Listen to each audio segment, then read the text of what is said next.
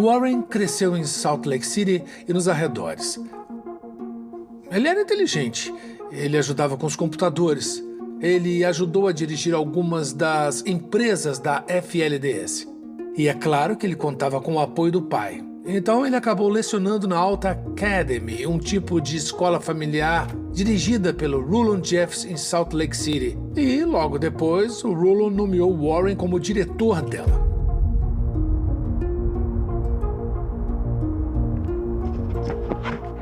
Bom dia, pessoal. Bom dia!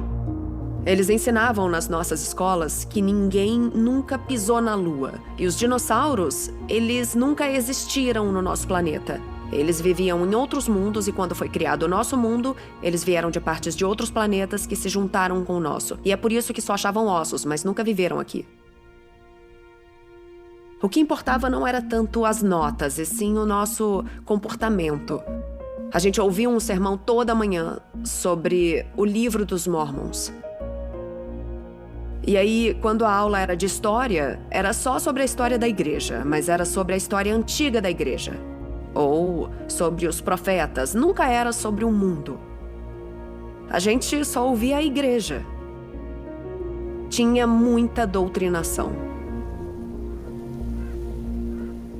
O problema com a FLDS é que eles tinham um único líder absoluto e autoritário. Eu acho que é importante entender que o Rulon Jeffs era muito rígido, era muito autoritário.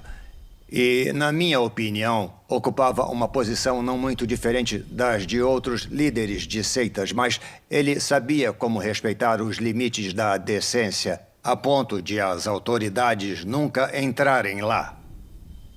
Antigamente, no que antes era a FLDS, os homens se tornavam profetas só depois de terem servido num conselho, e então havia meio que um processo de sucessão sobre quem se tornaria o próximo presidente ou profeta. Warren simplesmente usurpou tudo isso.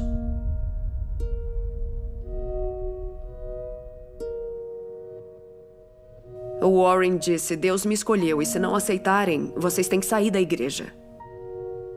E ele nos ensinava desde a infância que Deus não permitiria que o líder nos desencaminhasse.